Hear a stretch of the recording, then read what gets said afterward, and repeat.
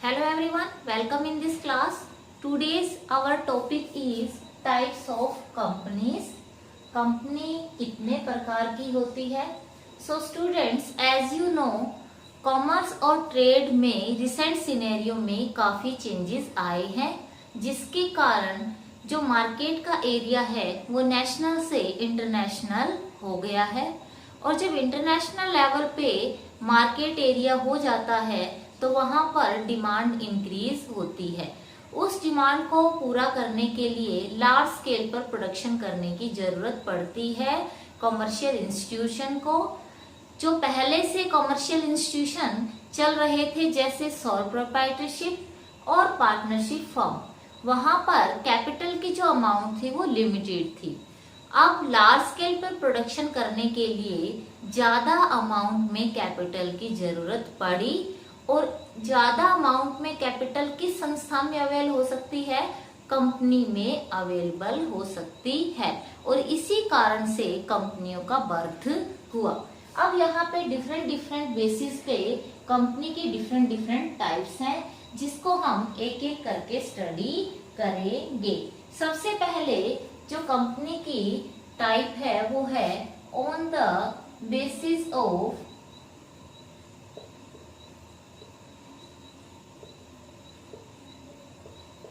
Incorporation, जिसे हिंदी में समामेलन भी कहा जाता है। इनकॉर्पोरेशन के बेस पर कंपनीज कितने प्रकार की होती है? तो सबसे पहला जो टाइप है वो है चार्टर्ड कंपनीज।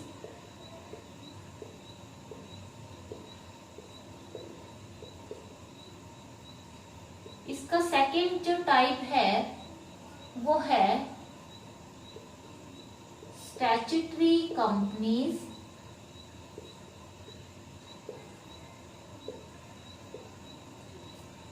और जो इसका थर्ड जो टाइप है वो है रजिस्टर्ड कंपनीज।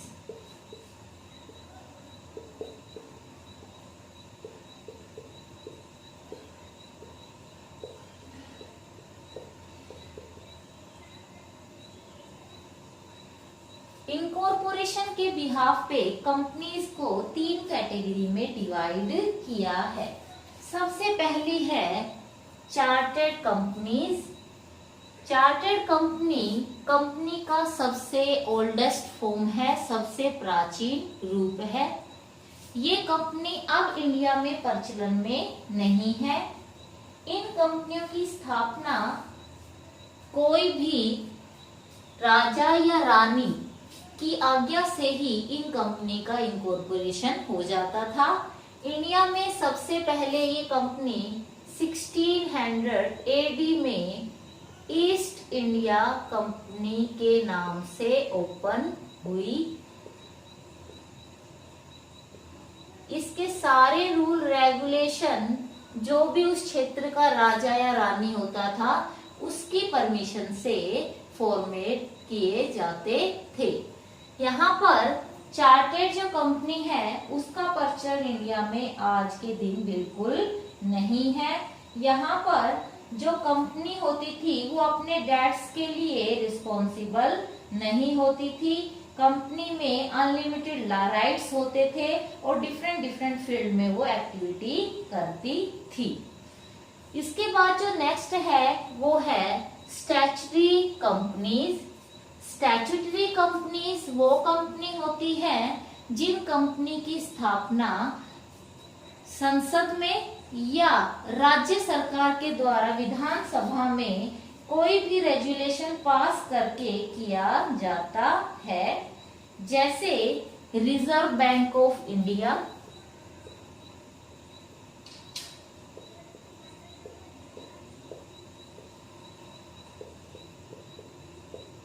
जैसे स्टेट बैंक ऑफ इंडिया। ये सब स्टैट्यूटरी कंपनीज हैं। इन कंपनी के पीछे लिमिटेड वर्ड लगाना कंपल्सरी नहीं है।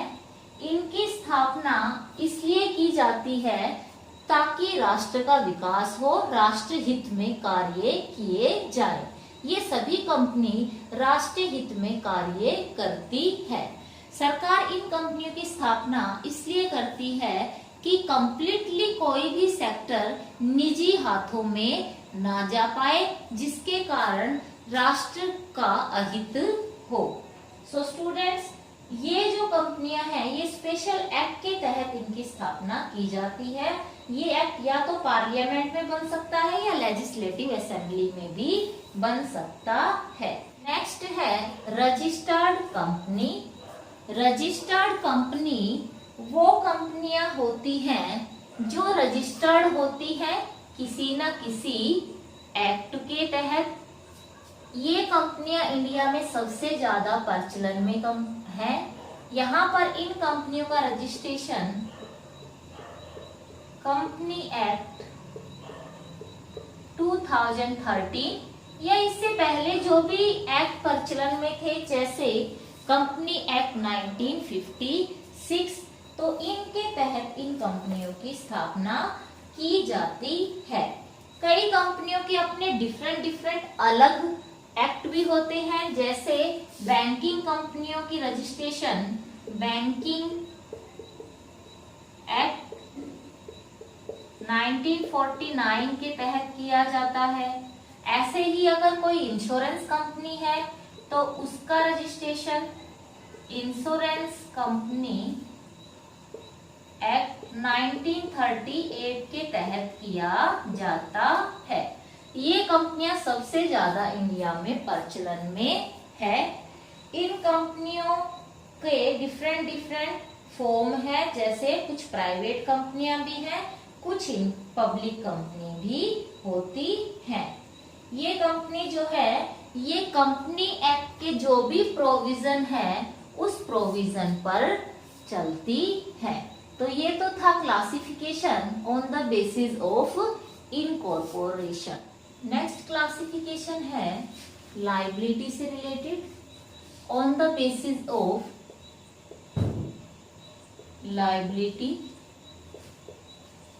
यहाँ पर कंपनियां लायबिलिटी के बेस पर 2 टाइप्स की होती है। फर्स्ट जो है वो होंगी लिमिटेड लायबिलिटी वाली कंपनी, और दूसरा टाइप होगा अनलिमिटेड लायबिलिटीज वाली company.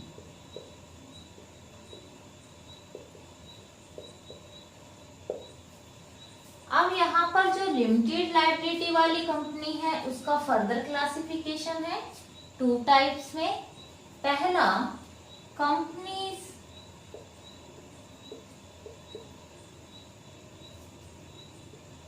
Limited by share,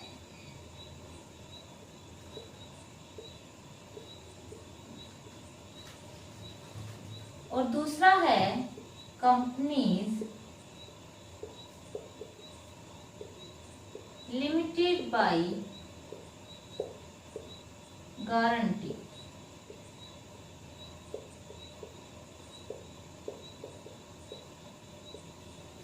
so student, सबसे पहले हमें पता होना चाहिए कि कौन सी कंपनी लिमिटेड लायबिलिटी वाली है और कौन सी कंपनी अनलिमिटेड लायबिलिटी की होती है।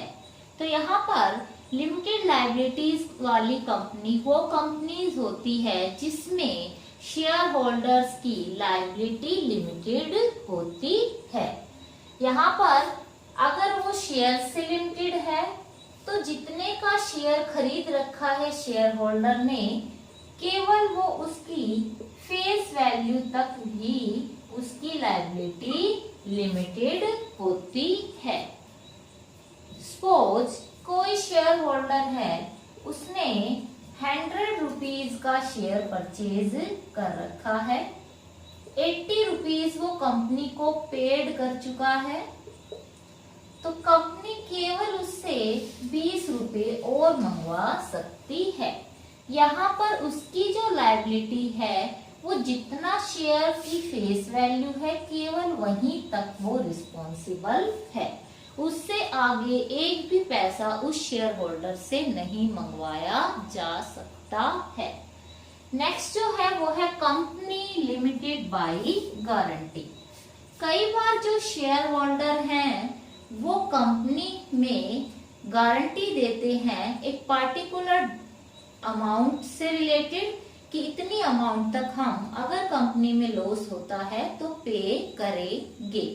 तो यहाँ पर मान लो फॉर एग्जांपल किसी ने 1 लाख रुपीस की गारंटी दे रखी है तो केवल उससे 1 लाख रुपए ही मंगवाए जा सकते हैं।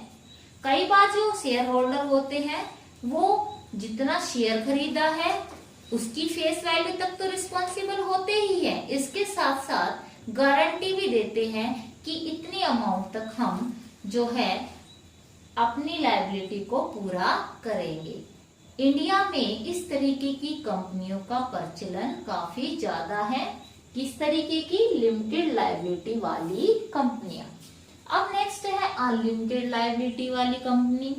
अनलिमिटेड लायबिलिटी वाली कंपनियों में जो लायबिलिटी होगी शेयर होल्डर्स की वो अनलिमिटेड होती है। मतलब अगर कंपनी में लॉस होता है तो उस शेयर होल्डर से जितना शेयर में लगा रखा है पैसा उतना तो मंगवाएगी ही कंपनी।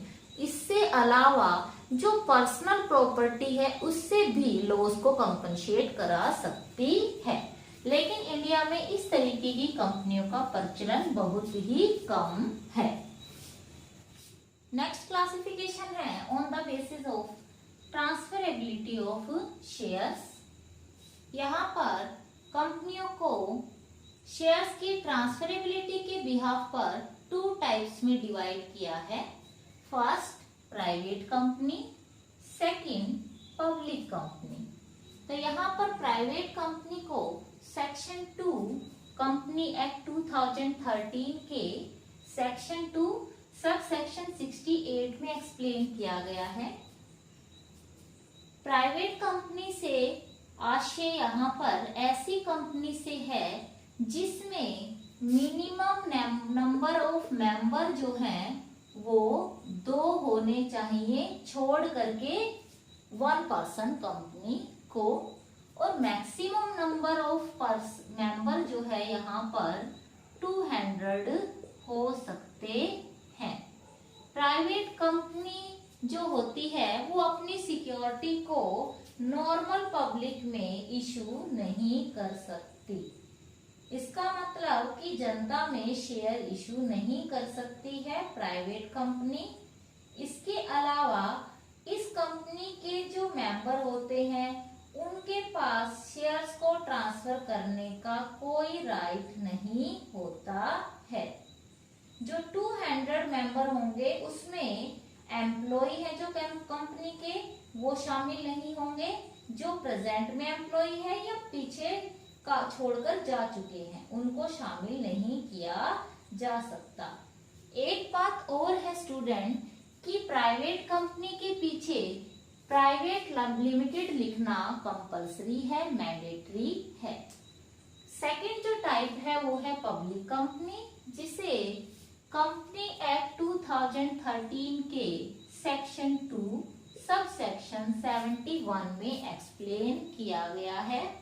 ये कंपनी जनता के लिए अपनी सिक्योरिटीज को इशू कर सकती है, स्टॉक एक्सचेंज में अपना रजिस्ट्रेशन करवा सकती है। यहाँ पर मिनिमम नंबर ऑफ मेंबर 7 होने जरूरी है। मैक्सिमम पर कोई रिस्ट्रिक्शन नहीं है। जितने company public company share issue करेंगी उतने ही मेंबर इसमें हो सकते हैं। पब्लिक कंपनी के पीछे लिमिटेड वर्ड लिखना कंपलसरी है, मैंडेटरी है। यहाँ पर कंपनी के जो शेयर हैं उसको बिना किसी रिस्ट्रिक्शन के शेयर होल्डर ट्रांसफर कर सकते हैं। सो स्टूडेंट्स, यहाँ हमने इस क्लास में कंपनियों के डिफरेंट टाइप्स पढ़े।